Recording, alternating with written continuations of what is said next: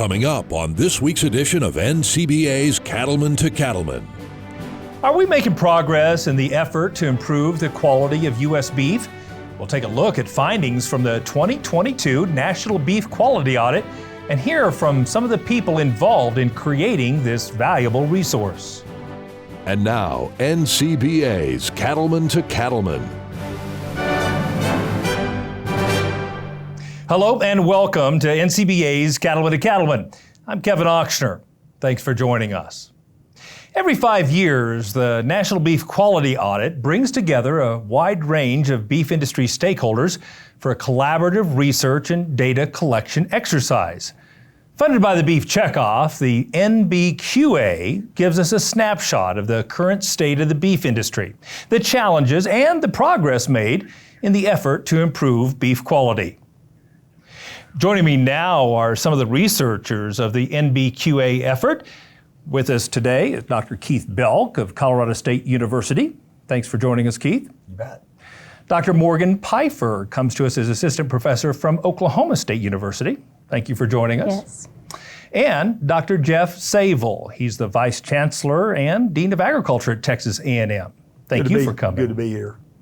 Well, let's begin just talking a little bit about the background of NBQA. And Dr. Savell, maybe start with you. Give us a little history of this project. Well, the first National Beef Quality Audit was conducted in 1991. And so, as you said earlier, about every 5 years, this project has been done to really kind of capture what's going on in the beef industry. And it's been a wonderful way for researchers to get together, work with the beef industry and understand kind of what's being produced, where some things are headed that are positive, some things that may need to be improved, and give us a chance to really have a snapshot of what's going on. Dr. Belk, tell us a little bit about the overall goal of NBQA. I think this started with a paper that was developed by Dr. Chuck Lambert, who was the economist for the National Cattlemen's Association prior to the merger. Okay. And Dr. Lambert put together a white paper that talked about how some quality deficiencies that were derived in the production sectors of the industry were creating losses that essentially vaporized value out of the beef chain. And so the idea came about to begin to measure what we wanted to improve so that the producers could begin to actively address some of those things and recapture that value into the beef marketing chain. I remember some of those early audits, specifically injection site lesions was one of the first areas that we focused our attention, wasn't it? That's one of the best success stories we've had with this process over the years. Yeah. So, Dr. Pfeiffer, tell us a little bit about, just broadly speaking, the kind of information that is gathered in this audit. So we really set out to try and gather information from start to finish of the process. Okay. So we actually start meeting with any stakeholders in the industry, interviewing them, gathering their information on what they think is happening. They're buying the end product, they're seeing what they're serving their customers. And then we actually put boots on the ground in the packing plants and we see what is happening, what cattle are going through there. And then we end by all coming together and sharing those results and finding out what's the next 5 years going to look at, what can we do to improve. It's a lot of information to gather. I'm curious, how do you even begin gathering that information? So we start with those 3 phases. It really is done in 3 phases. The first is those interviews. So we meet with people. This time it's kind of changed. We started, Dr. Belk and I, the first time all face-to-face, but since then we've done some on Zoom and things like that. We ask a lot of questions about what's happening, what are you seeing, and then the part that Dr. Savell's team leads is actually boots on the ground in those plants, looking at everything from the transportation of those cattle to what we see as carcasses. And then we come back here and we bring those stakeholders and we talk about everything we saw and what can we do to improve that. Yeah. This audit was just a tiny bit different because as we were getting started, we had this pandemic thing start. And so we had to make some adjustments on the fly as we were collecting information. And so it's a bit different, but we're able to capture, I think, the same amount of information that we have in the past. Absolutely. And it really is, you've referenced that several times, it really is a good opportunity to compare a snapshot in time with the industry to another snapshot of time and see our progress. Dr. Sable, what is the biggest benefit of being able to compare results from one study to a previous study? Well, over time, you have a chance to really see what's changed. And you have great numbers of data that you can use to support what that is. And so it isn't just someone's opinion, you actually have hard data about every 5 years. And these get to be measured in the tens of thousands of observations to now with some of the carcass information in the millions of observations. And so the industry has a great chance to look at the data and use it however it needs to. We've seen research priorities that have been set based on the data. Sometimes there are groups that are using that data to adjust various marketing programs. So it's just amazing the widespread use of the information from the National Beef Quality Audit. Do you have anything to add, Dr. Bell? Well, from our perspective, I think there's a couple of things that are really important. Firstly, it creates the opportunity to help us train a number of graduate students and students that will be involved in the industry in the future. And so this project really helps create leaders of the future in the beef industry. But the second thing that has always astounded me is how much things change every 5 years. Yeah, I mean, it's pretty remarkable when you go back and look at the things that were important in 1991 to the things that are important in 2022.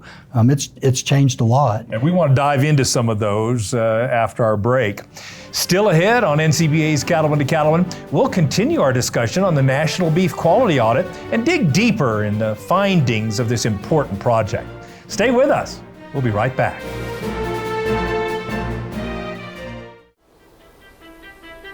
Getting to run a family farm is a dream come true. When you can grow good grass, there's opportunity to grow plenty of weeds. We want to use the tools that will help us do a better job. I would like the legacy to be that we took really good care of the land and we truly did it as a passion and we did our very best for the right reasons.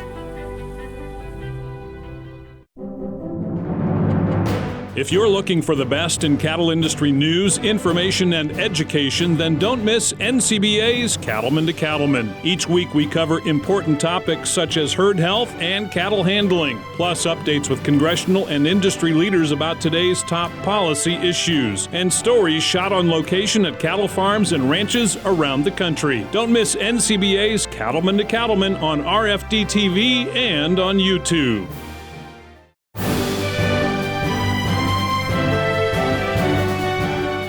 Welcome back to this special edition of NCBA's Cattlemen to Cattlemen as we discuss the National Beef Quality Audit and the findings of the most recent report.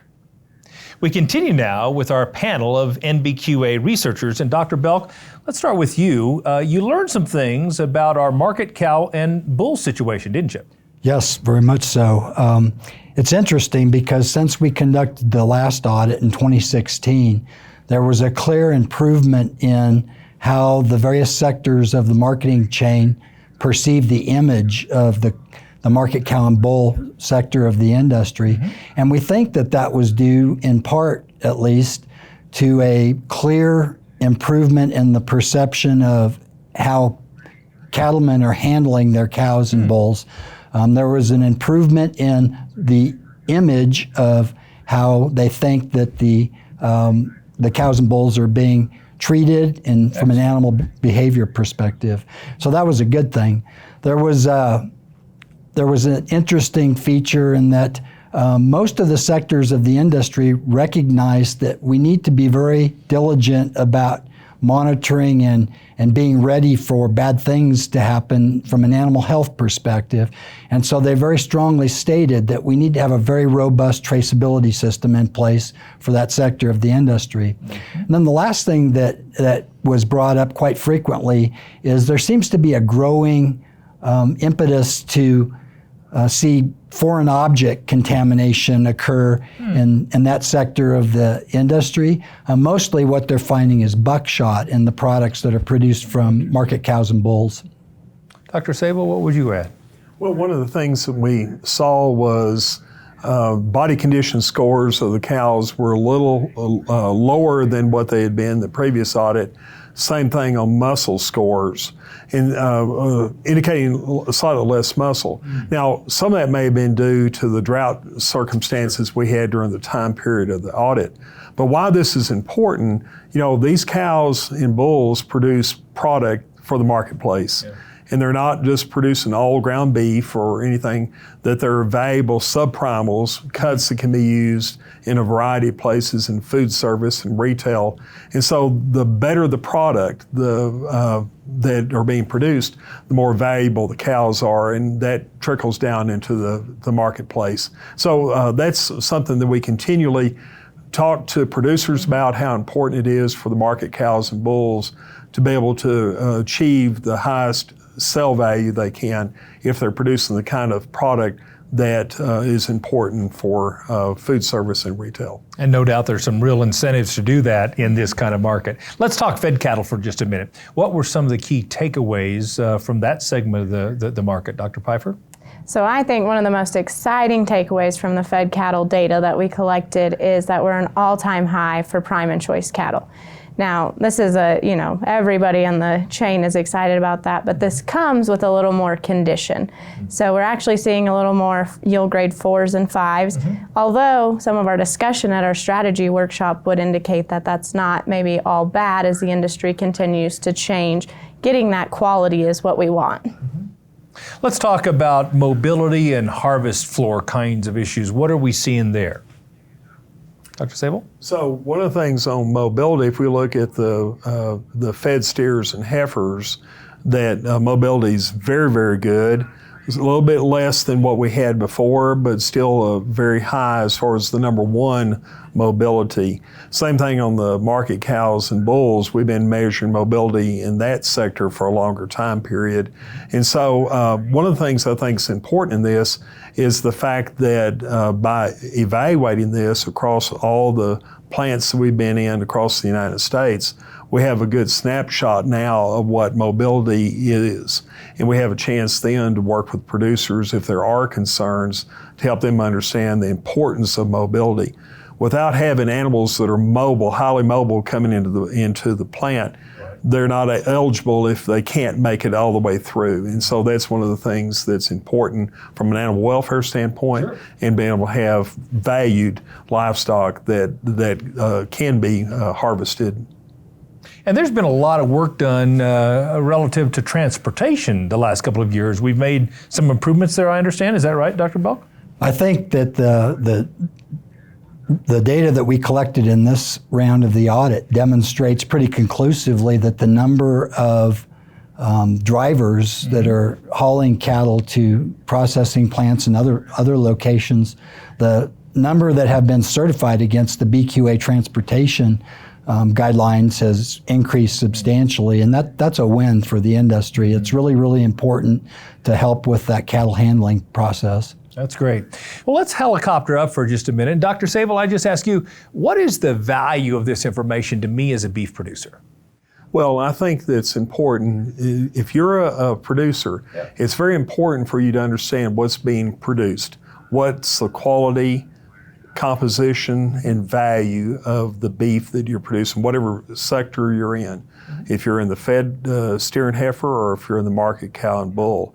Having a better understanding of what is being produced helps you as a producer, but it also helps those that assist producers, educators, professors, extension specialists. All the people that have better knowledge of this helps the industry all the way through. Dr. Pfeiffer, what would you add? I would add that we should commend the producers. I mean, the product we're putting out there is what the consumers want. So that's a huge positive. I do think one bit of data we haven't brought up is there's some concern with bruising. And so I think producers should be aware of that. As cattle continue to change in size and shape, we need to think about our equipment that we're using, our facilities, and make sure that they are conducive to not bruising. Yeah. What are some of the most common causes of that, Dr. Belk? I think probably at this point we think it's handling, and particularly the transportation phase. We need to make sure that trucks and trailers fit the size that the cattle have become. Right. And that has become a very important component of cattle handling. And what would you add relative to just the value to me as a beef producer of understanding these results? Well, I think we learned some really neat things. For example, food safety still sets the bar. I mean, it's one of the most important requirements that anybody in the downstream sectors of the industry has when they make a purchasing decision. But they don't think of it as being, like a quality attribute anymore. It's part of the product that they're purchasing and selling. And so they think about food safety, it's become part of the business. It's not separated into different buckets or different categories the way we've thought about it in the past. And so that's a cultural change that's happened just in the last 5 to 7 years. So that's pretty interesting. The other thing I think that's really cool that we keep seeing is every time we've done the audit since about the early 2000s, we've seen increasingly more branded products being sorted and marketed in the processing chain. And that tells me that everybody in the marketing chain is figuring out better ways to differentiate and add value to products up and down the marketing stream. So that's been kind of neat to see. That's very, very encouraging. So I'll ask for some sage wisdom here. I mean, as you wrap this National Beef Quality up, just give us the current state of the beef industry. How would you describe the current state, Dr. Sable? I think the current state's very good, and I think it goes back to what Morgan brought up a while ago. The fact that there's so many high quality is measured by marbling, that it seems like that the demand for high quality beef is being met today. Years ago when we had this discussion in our strategy workshop, there was a big gap between that. What was being requested and what was being produced. Today, those are much closer to each other. And I think that tells people that they've been listening to market signals. And I think that that's great. The other thing I think that's important, Kevin, in all of this, in the 30 years of the audit, think about how much more information, how more informed cattle producers are today than they were before. And more informed producer is going to be a better producer and is going to make better decisions about what they do. Absolutely. What would you add, Dr. Piper? I think that it's excellent, just like he said, that we have this information for producers. I hope that they'll seek this information and continue to do things like get BQA trained, things that can improve what they're doing so that we can continue to meet that consumer demand. You've been involved in this a long time, Dr. Belk. I mean, how would you measure the progress we've made as an industry? Oh, tremendous. I mean, we mentioned earlier the fact that very rarely do you hear about an injection site lesion being a problem in the industry today. I think, though, that it tends to focus our attention on to perhaps some other opportunities that we can work on, and I think that gives producers an opportunity to continue to add value to the beef production chain. One of those things that came up in this round was not necessarily at the consumption level of the industry. Consumers don't seem to care about this as much, but in boardrooms and in the stock market and in banking circles, this idea of sustainability, climate change, and greenhouse gas emissions has become more prevalent. And so I still think that that's going to be an opportunity that we need to start considering as we move towards the next quality audit.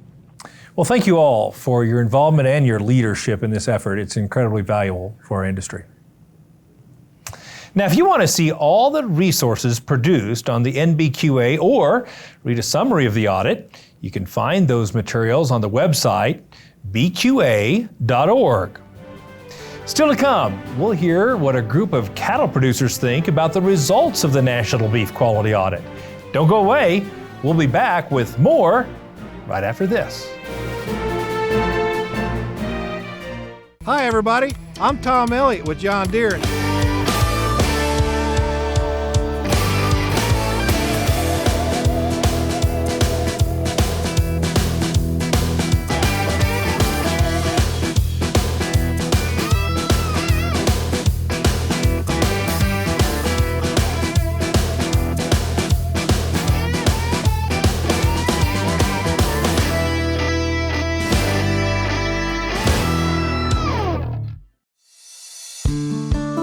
This beef quality assurance tip is funded by the Beef Checkoff.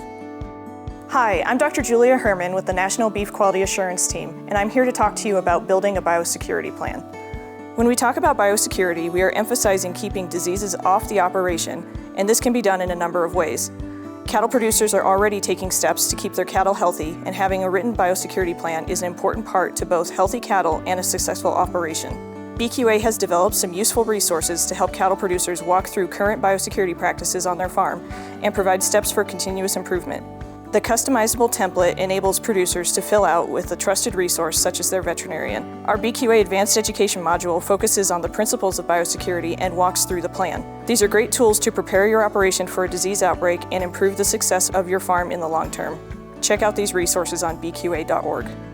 The Beef Quality Assurance Program is funded by the Beef Checkoff.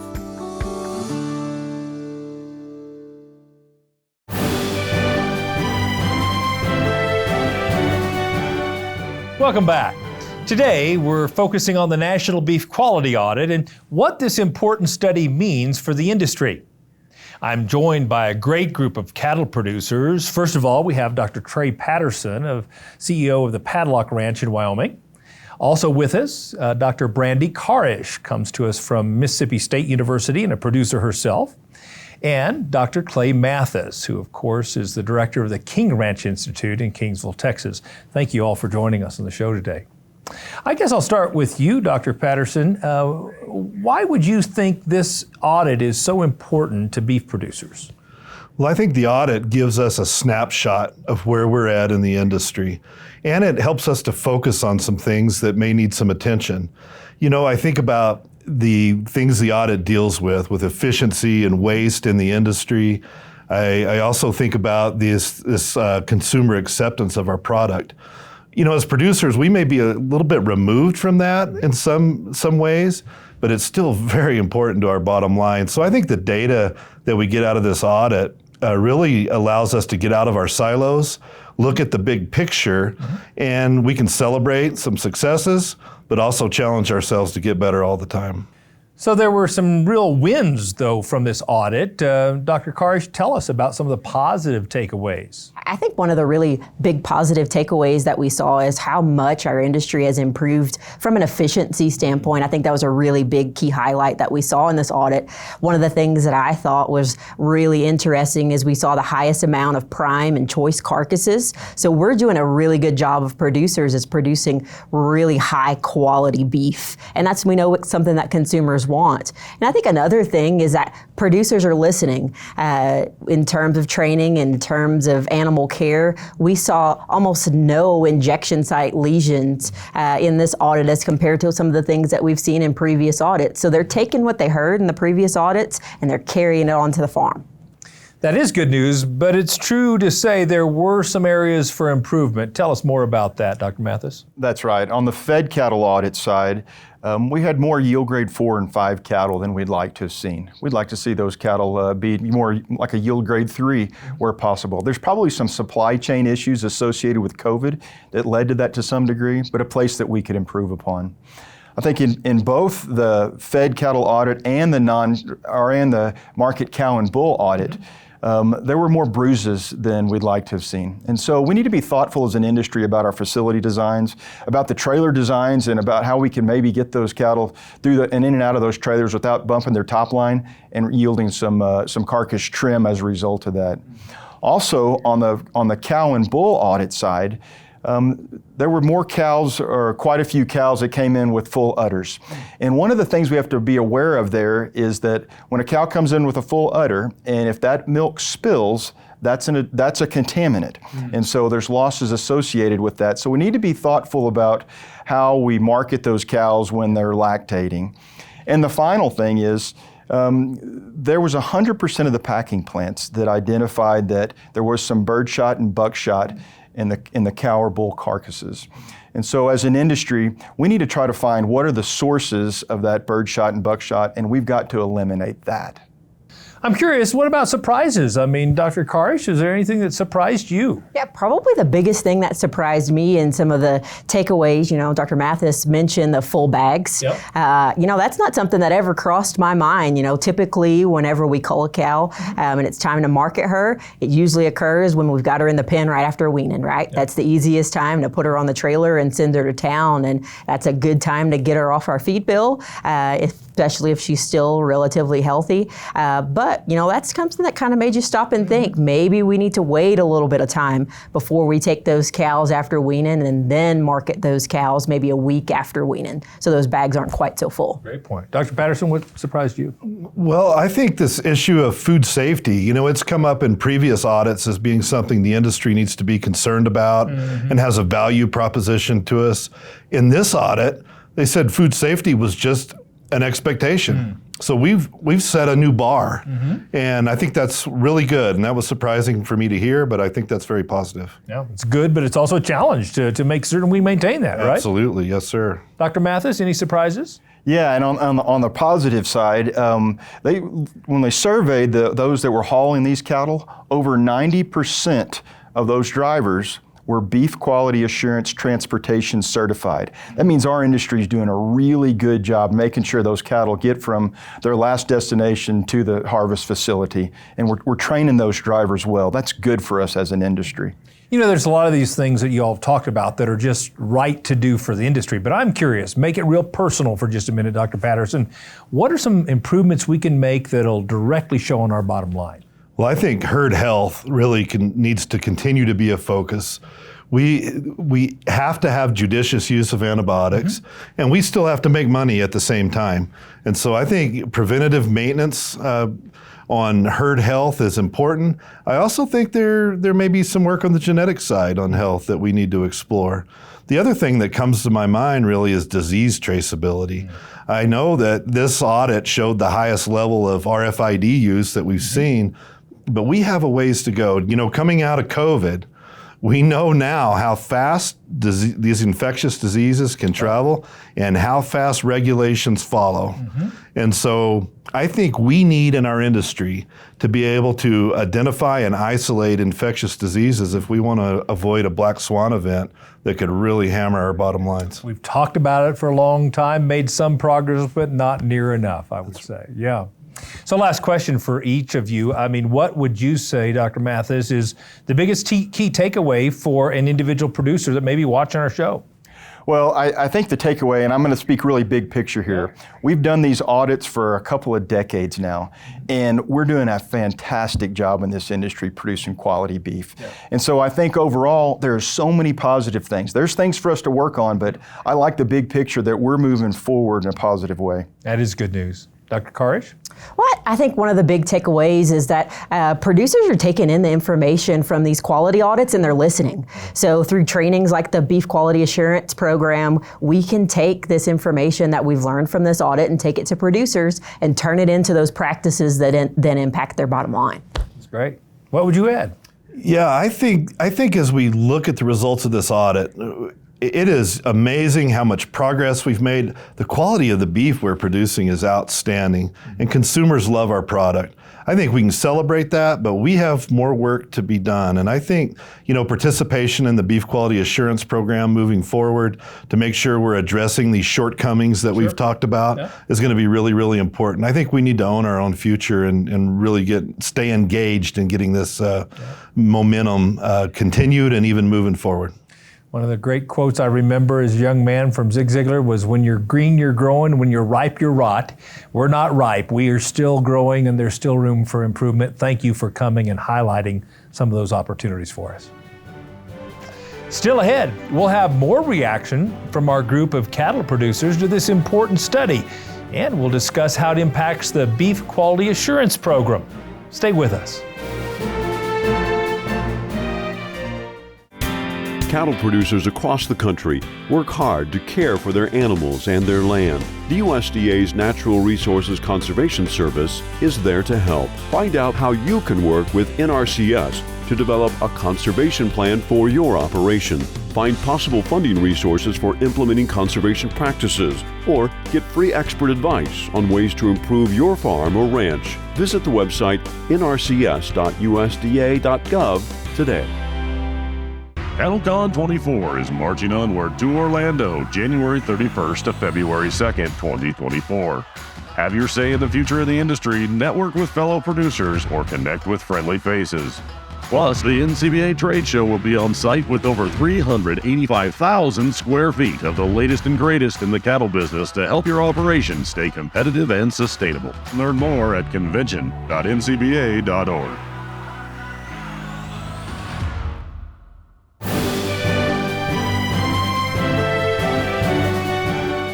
Welcome back. We're discussing the findings from the National Beef Quality Audit and what they mean to our industry. Dr. Patterson, I'd start with you. What role can the Beef Quality Assurance Program play in all this? Well, I think BQA has a big role in this and taking the results from the beef quality audit. I think first and foremost, it's in education. So we will use that to enhance our education efforts in training producers on the practices that we can implement to enhance animal well-being and improve the quality and consistency of beef. So besides education, the other is communication. I think BQA can be used to communicate what we are doing through the sectors of our industry, but also to the consumers, letting them know that we take this issue of quality, consistency, animal well-being, and so on very seriously, and we want to be consumer focused. You mentioned animal care and well-being, and I'm curious, Dr. Karish, what are some of the things that the BQA program can help us with as it relates to animal care? You know, one of the many hats that I get to wear is I get to serve as a BQA co-coordinator in our state and give trainings to producers, and I always tell them, just take away just one little snippet. And I think that portion on animal care and well-being is something that's so easy to take away. You know, BQA training, we focus on how animals react to us. You know, those animals view us as predators and they're the prey. So how we go out to handle those animals and care for them is gonna depend a lot on their behavior and their interactions, and we can learn a lot just from watching those animals, and we can pick that up from the BQA program. How we take care of those animals by providing the nutrients that they need, giving them proper nutrition so they can produce those really high quality carcasses that are gonna make that good, juicy, delicious steak, and kind of holding ourselves to that high standard of animal care, I think is something that we can really take away from the BQA program. That's great. And Dr. Mathis, it's not just about the animals, it's also about the people working with those animals. And I'm curious, what are the kinds of BQA practices that can assist in the safety of the people working around this livestock? Sure, and in the stockmanship and stewardship programs, those are trainings that go on across the country every year. It's not just about how we handle the animals, it's how we keep those that are handling the animals safe too. And so worker safety is a really important part of beef quality assurance. Also, I'll mention the Noble Research Institute recently came out with an employee safety workbook or guidelines that can be very valuable if people take a look at that. So Dr. Karish, in order to follow BQA programs, does that mean folks have to make lots of changes in their operations? No, I think BQA is founded on those principles of good animal care. And I think as cattle producers, we all want to do the best job that we can taking care of those animals. And if we can just get one little bit of information that can help improve the care of those animals and take that away from BQA, it doesn't require great big changes to your operation. Or maybe you might sit through that training and decide, maybe there are some big changes that I need to make. But most producers walk away from that training and say, man, I really can do this part of my operation better. Dr. Patterson, what do you say to consumers who ask, what is the impact of the BQA program on the quality of beef I enjoy? Well, I think a big part of the message to consumers is that we are continually working to improve consistency and quality of beef, but we're doing that by focusing on how animals are raised. And so what we're trying to do is continually get better at putting the best eating experience we can in front of you, but one that you can feel very good about eating because you know those animals were cared for and that we care deeply about your concerns and we care deeply about your satisfaction in eating beef. And as you've said before, we've made a lot of progress in that area over the last 20 years, have we not? It's been impressive, the progress that we've made, and I think we just need to communicate that and share that, but also admit that we are working to get better all the time. I think that's a key takeaway. One last question. Dr. Mathis, why do you believe so strongly in the BQA program?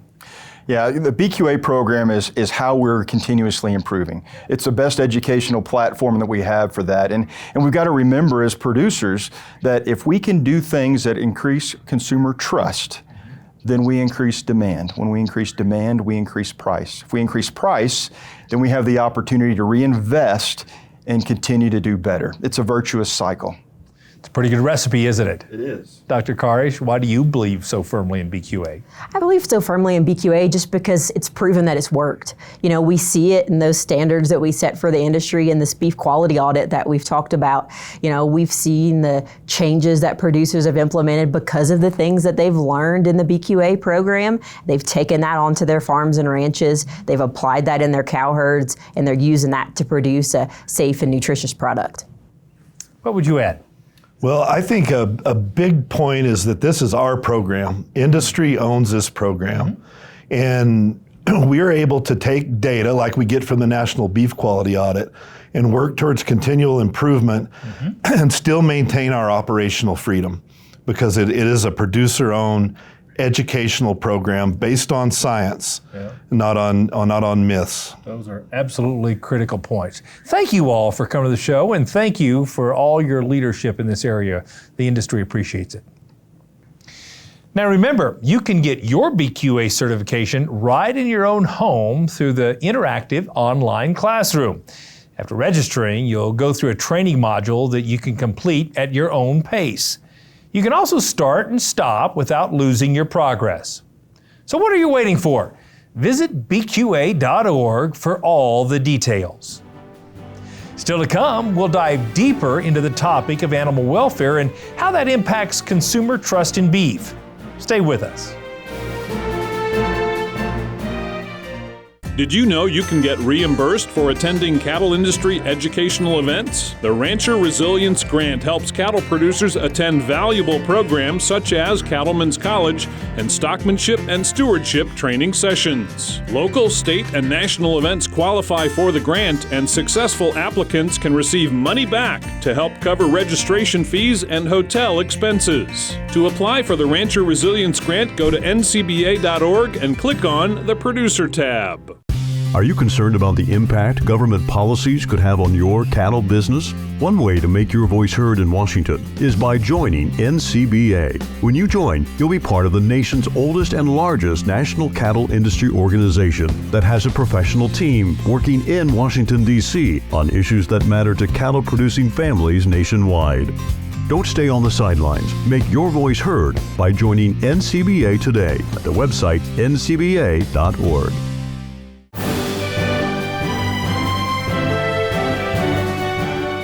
Welcome back to this special edition of NCBA's Cattlemen to Cattlemen as we continue our look at the latest National Beef Quality Audit funded by the Beef Checkoff Program. Now, high-quality beef starts with how producers care for their animals. Here's Kate Maher with more on this topic. I'm joined now by Dr. Lily Edwards-Callaway with Colorado State University. Dr. Edwards-Callaway, thank you for being with us today. Thanks for having me.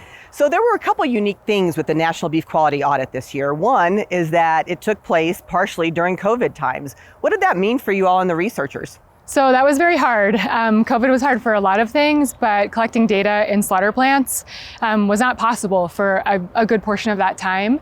And then, when we kind of finally could get back into plants, we were kind of in this post-COVID recovery phase, which I think had some impacts for animal welfare. which could have been reflected in results. So for example, COVID, slaughter plant efficiencies were down, very few cattle going to slaughter, and so we were keeping them on feedlots, longer days on feed, bigger weight, coming into hot summer months. And so that's kind of a perfect storm for some mobility challenges or potential mobility challenges. So what I think was wonderful about what the industry did, knew this was coming, took a proactive approach, communication across the supply chain, which is really important, and we did a great job. And then at the plant level, knowing that cattle coming in might be larger, plants audited more, compared audits to past, made sure low stress handling was practiced. And so I think what that taught us is low stress handling means something, which we already know, but it kind of showed it. And maybe especially in a year where you can't control COVID, you can't control a pandemic, but you can control how you handle cattle. Exactly. And that's another interesting thing I think about this audit. While there's always been a component of animal welfare and animal handling, it really had a large presence in this year's National Beef Quality Audit. Why is that so important? So animal welfare, as we all know, I don't have to tell anyone this, but it's integral to our systems. But I think it's also really growing in what consumers want, in what researchers want, and we have a lot more tools to understand what can help us tell us about an animal's welfare. So I think it kind of was perfect timing to have more inclusion and more emphasis in that space. Sometimes what I don't know that we articulate all the time is that animal care and animal welfare is part of a beef producer's value proposition. So oftentimes, we think about meat quality or beef quality, food safety for sure, but high standards of animal care are right in that kind of comprehensive approach to beef production. So then with the results and data from the audit, what areas are there for improvement? So I love this data because it always kind of gives us some areas to target and make things better and really promote animal welfare.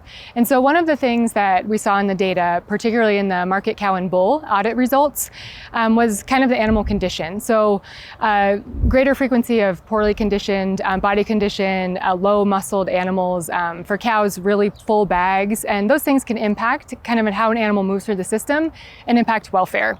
And so I think, one thing we can do with that information is really think about how we're treating this population of animals as they kind of go towards the end of their lives. The other one that I think always comes up, and it's one of my favorites just because I like to measure it, is bruising.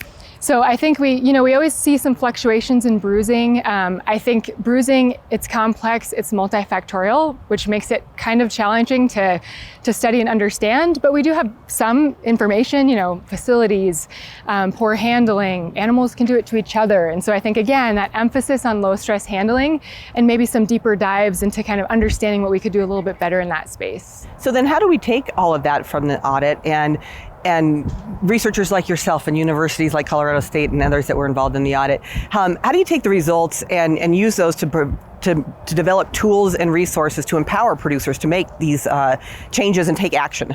Yeah, so what can we do? We have so much information. I think sometimes we're not always as good at kind of packaging it up. So that's the key to all of this.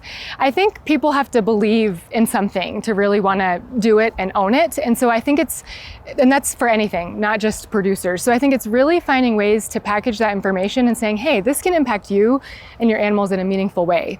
One thing that I like to do, research I think has to be practical or it's not going to be adopted. And so finding ways that we can say, hey, this is really important for animal welfare, but guess what? The added bonus is that it's going to help your bottom line. And so I think together that makes a really powerful story. So you maybe mentioned a little bit of the why earlier when you talked about value proposition. And so we've talked about areas of improvement, but I think we've got a lot of opportunity to talk about the value proposition of beef production. Maybe what are things that we're doing really well and the opportunities that presents? So, the fact we're here talking today about animal welfare, animal well-being, animal care, husbandry, there's so many words we have to describe it. I think it's just, the foundational part of our production systems. And so I think we've gotten a lot better at kind of elevating maybe issues that are unintended and really being proactive about making those better. And I think cattle mobility is a big example that shows the kind of progress we've made in that space. Mobility is something that I don't think we paid great attention to several years ago, and then I think awareness around it, scoring systems came about, people monitor at the packing plants, it's included in the audit, and so I think that's a great example of showing, hey, we recognize we could do better and we're going to, and that's why we need benchmarks to give us guideposts to make improvements. improvement. From your perspective, with this sort of area of expertise that you deal with, then what does it really mean to producers? What does it mean to the people that are starting these cattle on their journey to becoming beef?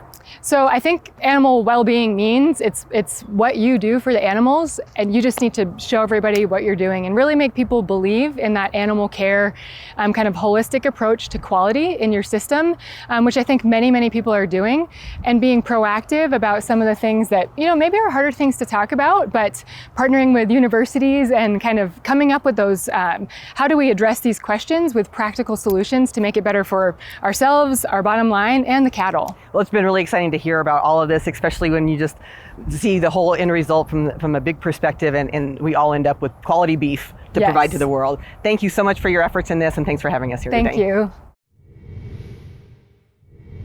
And joining us now is Michaela Klauser, Director of Producer Education for NCBA. So Michaela, what does this audit really mean to producers sitting at home? Thanks, Kevin. So the National Beef Quality Audit really serves as an industry scorecard. It's taken place every 5 years, and we're able to come together as an industry and all sit at the same table, with our researchers, cow-calf producers, as well as packers. They all come together and see where we are winning and where we can improve as an industry. We've come a long way from the first audit in 1991 and have made numerous improvements, but we certainly have some things that we like to focus on to continue creating and raising that really high quality product. Earlier in the show, Dr. Patterson talked about the importance of communication. And I'm curious, how does this audit enable farmers and ranchers to really tell their story to people outside our industry about issues like animal welfare? Yes, so the National Beef Quality Audit allows us to highlight a lot of success stories.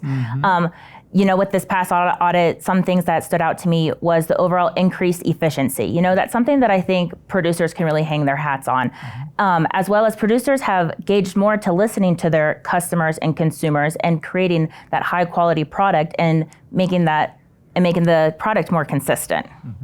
We talked earlier in the show also about the Beef Quality Assurance Program and the fact that folks can receive their Beef Quality Assurance certification at these regional stockmanship and stewardship events held across the country. Tell us more about those events. So the stockmanship and stewardship events are 2-day events that focus on live cattle handling demonstrations and BQA principles. So these can be herd health protocols, nutrition planning, and grazing management planning. We work with world-renowned clinicians and industry experts in topics such as genetics, nutrition, and repro. However, with these being regional events, we know that producers learn best from their fellow producer. So it's a great opportunity for producers to come together and network and learn some of the best management practices that other folks in their area have implemented. And there are, as we talked earlier, some scholarship opportunities for folks. Is that right?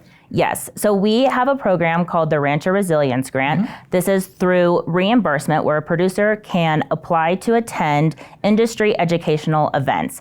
And these events can be our stockmanship and stewardship events, the Cattlemen's College event at the NCBA annual convention, as well as other industry events such as the Angus Convention or the Beef Improvement Federation Symposium. So it's a really great opportunity for producers to utilize to focus on continuous improvement, and they can learn more about that at ncba.org. Oh, that's fantastic. One last question.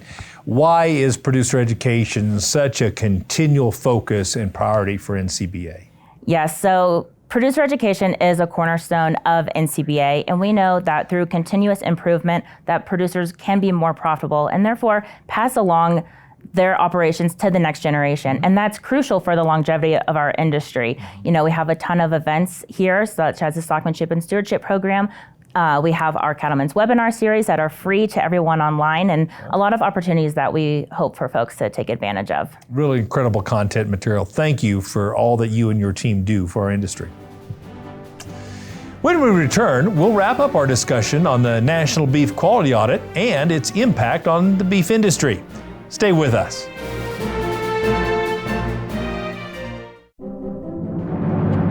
It can be tough to keep up with all the issues that impact the beef cattle business. That's why NCBA's Cattlemen to Cattlemen is dedicated to bringing you valuable news, information, and education. The goal is to give you the knowledge you need to make the best decisions for your operation. So if you're looking for in-depth coverage of the beef industry and the issues that matter to you, don't miss Cattlemen to Cattlemen, debuting every week on RFD TV and on YouTube. Join the National Cattlemen's Beef Association. NCBA is the oldest and largest national cattle industry organization working to defend your interests in Washington, D.C. And there are big benefits to being a member. You'll get news you can use in the National Cattlemen, email updates in the NCBA Beef Bulletin, plus big discounts only for NCBA members. Join by calling 866-233-3872 or online at ncba.org.